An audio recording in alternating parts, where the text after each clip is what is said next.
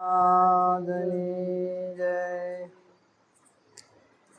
લાલજી મહારાજની જય. ખોડીદાસ મહારાજની જય. રાઘવજી રામ મહારાજની જય.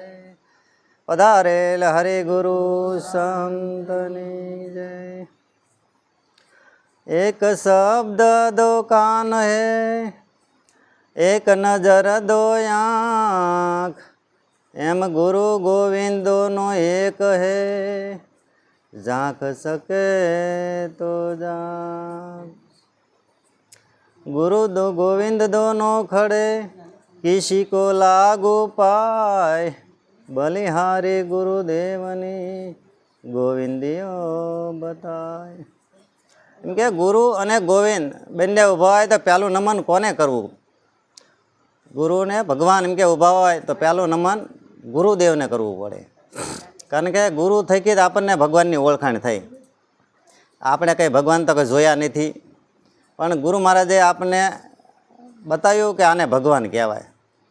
કે ભગવાનને આપણે કંઈ ઓળખતા નથી ને આપણે ભગવાન કોઈ દી ભેગા થાય નહીં. હમણાં જીવબેને વાણી બોલ્યા, આપણા ગુરુજીની વાતો કોની આગળ કહીએ, જેને જેને કેવી એ દૂર રે બતાવે. એમ આપણા ગુરુ મહારાજની વાત કદાચ કોકને કહેવી ને કે આમાં ભગવાન છે તો એમ કે હાસું માને નહીં. તો એમ કે જતા હોય ભાવનગર ખોડિયાર મંદિર, એવડે એ પછી અહીંથી આગળ જતા હોય, અંબાજી જતા હોય, એ ડાકોર જતા હોય, એમ કે દૂર દૂર બતાવે. મળ્યા એમ કે ઠગારા લોકો વાતો કોની આગળ કરી. એમ આપણા ગુરુ મહારાજની વાતો તો આપણા ગુરુ ભાઈલા હોય, આપણા ગુરુજનો હોય ને એની આગળ જ થાય, બાકી બીજા આગળ ન થાય. બીજા આગળ કહેવા જઈએ તો હાસું માને નહીં. એમ કૃષ્ણ ભગવાને અર્જુનને કીધું કે હે અર્જુન, આ વાત મેં સૂર્યને કીધી, સૂર્યએ મનુને કીધી, મનુએ ઈશ્વાકુને કીધી, એ વાત હું તને કહું છું. એમ કે અર્જુન કહે છે ભગવાન આપણે તો જે આજકાલના તાકે એ મને ખબર છે ને તને ખબર નથી. એમ કૃષ્ણ ભગવાન એમ કે આપણે આદિ અનાદિથી હારે જ છીએ, અત્યારે છીએ એમ નહીં, આદિ અનાદિથી હારે જ છીએ, એ મને ખબર છે ને તને ખબર નથી. એમ પછી અર્જુનને મધ્યમાં રથ લઈ જાય. ક્યાં ગુરુ મહારાજે સમજાયું કે મધ્યમાં? નિરાંત મહારાજે શું કીધું? આદિ અંત અને મધ્યમાં બોલે એ વસ્તુ હાશી.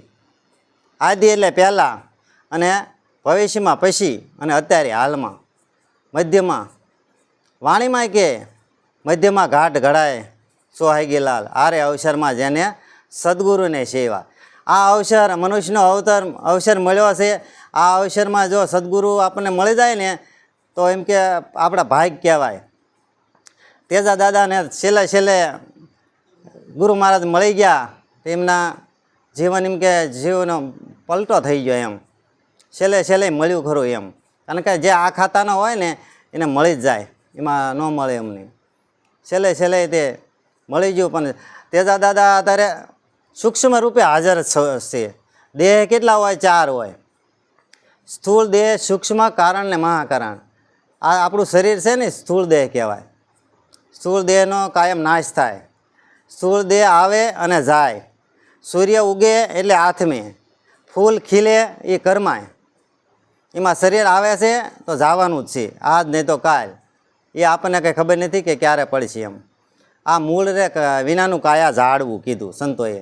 આને મૂળ ન હોય, ક્યારે પડે એને કંઈ ખબર નથી. એમ આ શરીર છે જડ છે, પણ એમાં એક ચેતન તત્વ છે, એના આધારે આ શરીર ટકી રહે. એ ચેતન તત્વ આમાંથી નીકળી જાય તો શરીર તો પડી જ જવાનું છે, પછી કોઈ બોલાવવાનું નથી આને. આમાંથી જે તત્વ છે મેન, એ તત્વ નીકળી જાય એટલે શરીર તો પછી છે એમનામાં જ છે. શરીરને ખબર નથી કે હું ખાઉં છું, હું પીવું છું, હું ક્યાં જાઉં છું. શરીરને આપણને લઈ જવાવાળું કોણ? મન હોય. મન હતું તેમ કે ફોન આવ્યો કે હાલો ભાઈ કણકોટ જાવી, તો કણકોટ આવ્યા આપણને. મન વગર કંઈ જવાય? એમ ગુરુ મહારાજે આપણને એક અખૂટ ખજાનો આપ્યો છે.